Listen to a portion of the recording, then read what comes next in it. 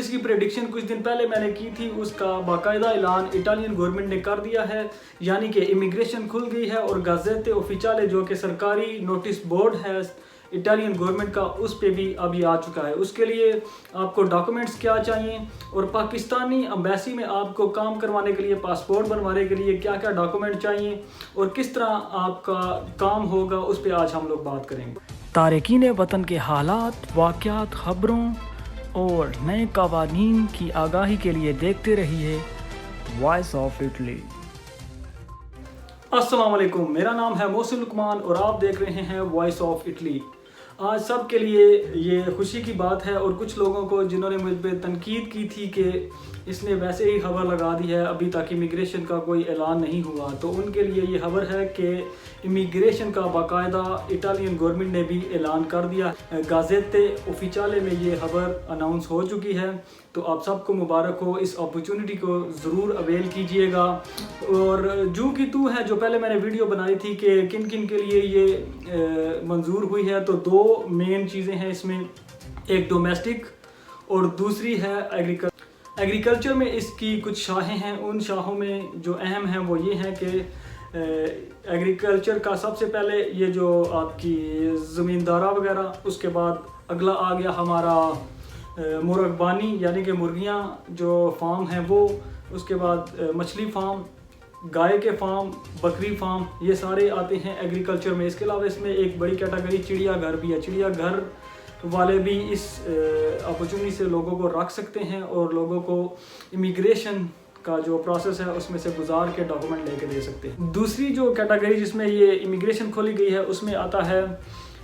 Domestic. Domestic میں آگے شاخیں ہیں کہ ایک ہے بادینتے یعنی کہ بزرگ عورت اور مرد جو جن کی دیکھ بھال کرنے والا کوئی نہیں ہے،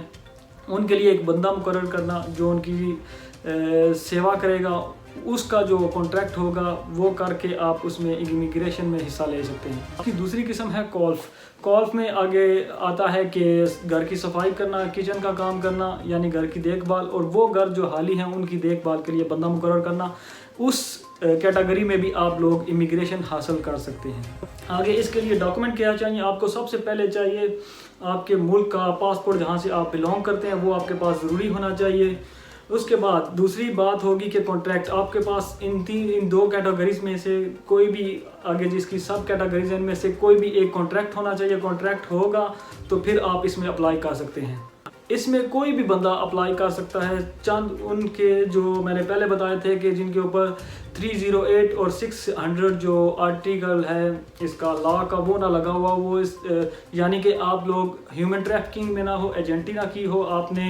پروسٹیوشن میں کبھی بھی آپ کا انوالومنٹ نہ رہی ہو، اس کے بعد آپ نے کبھی بھی جو بلیک کام نہ کروایا ہو بندے سے، تب بھی آپ اس میں اپلائی کر سکتے ہیں۔ اس کے علاوہ یہ جو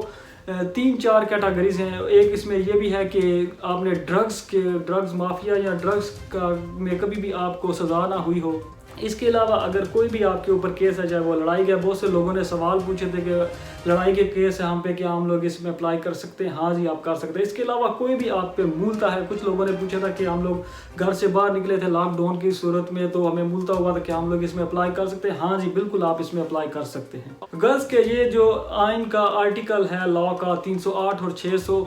یہ کسی پہ نہیں لگتا، تو پھر آپ کوئی بھی بندہ اس کے علاوہ ہٹ کے آپ اس میں اپلائی کر سکتے ہیں۔ اس کے بعد ہمارا دوسرا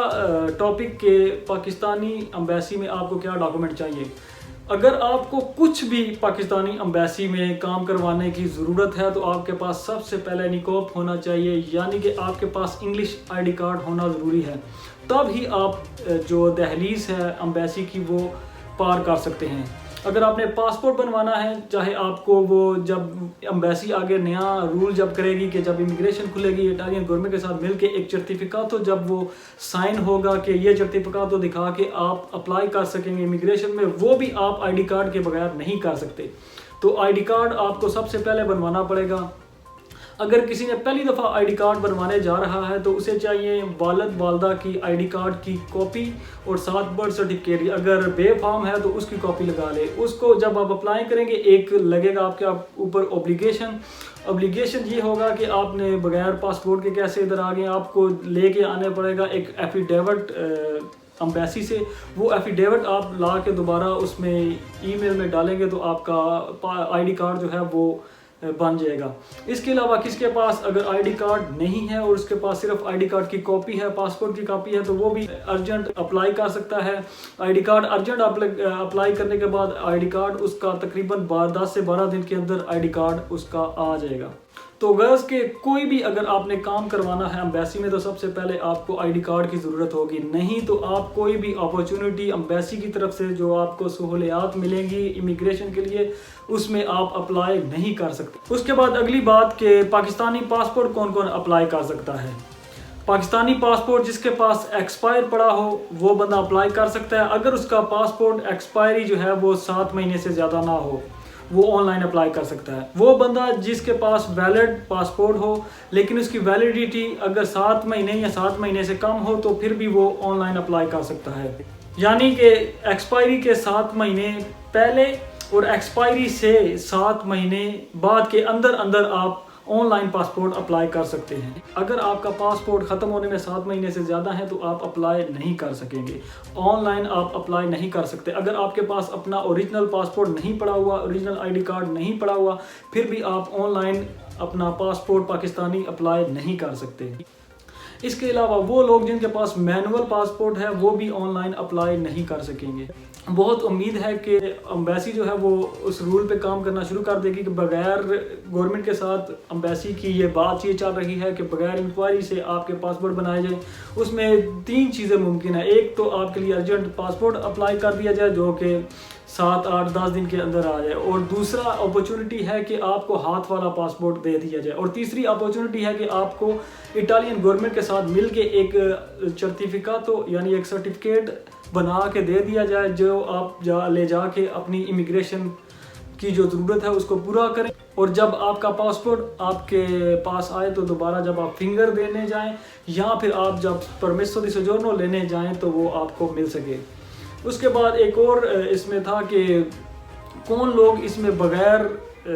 کانٹریکٹ کے حصہ لے سکتے ہیں۔ وہ لوگ جن کے پاس نولا اوستا تھا ایگریکلچر کا، جو ایگریکلچر کے ویزے پہ آئے تھے، انڈین وغیرہ، وہ اس میں پاکستانی نہیں آتے کیونکہ پاکستانیوں کے پاس یہ اپرچونٹی نہیں تھی۔ وہ لوگ جن کا 31 اکتوبر کے بعد ویزا ایکسپائر ہوا تھا یعنی کہ پرمیسو دی سوجورنو ایکسپائر ہوئی تھی، وہ بھی اس میں بغیر کانٹریکٹ کے حصہ لے سکتے ہیں۔ ان کو فیس ادا کرنی پڑے گی 160 یورو اور 30 یورو بوستے کے۔ اس کے بعد امیگریشن کا جو پروسیس ہے اس پہ ہم لوگ بات کریں گے اگلی ویڈیو میں، کیونکہ ابھی تک اس کا پروسیس نہیں آیا کہ کتنے پیسے آپ کو پہلے دینے پڑیں گے، اس کے جو ڈاکومنٹس ہیں وہ کتنے تک شوٹ ہوگی اور کیا کیا ڈاکومنٹ چاہیے ہوں گے، اور اس کے علاوہ کہ مالک کو کتنے پیسے ادا کرنے پڑیں گے پہلی دفعہ جب اس نے اپلائی کرنا ہے، اور اس کا پروسیس کیا ہوگا، آن لائن کرنا ہے یا پھر سپیڈ کے ساتھ کرنا ہے یا کیسے کرنا ہے، وہ اس کا جو پروسیس ہوگا جیسا ہی اس کا پروٹوکول آئے گا اس پہ ہم لوگ بات کریں گے نیکسٹ ویڈیو میں۔ ابھی تک جو کچھ انفارمیشن تھی وہ میں نے آپ تک پہنچا دی کہ امیگریشن جو ہے وہ باقاعدہ طور پر سرکاری طور پر اس کا اعلان ہو گیا ہے۔ تو یہ تو تھی آج کی ویڈیو اور انفارمیشن، میں نے سوچا آپ تک پہنچا دوں۔ امید کرتا ہوں کہ آپ کے سوالوں کے جواب ملے ہوں گے اور یہ ویڈیو آپ کے لیے کارآمد ہوگی۔ اگر کارآمد ہے تو اس کو دوسروں کے ساتھ بھی شیئر کریں، زیادہ سے زیادہ شیئر کریں، اس ویڈیو کے نیچے کمنٹ کریں جو بھی آپ کے سوالات ہیں تاکہ اگلے جو میں ویڈیو بناؤں اس میں آپ کے سوالات کے جواب دے سکوں۔ تو انٹل نیکسٹ ویڈیو، اللہ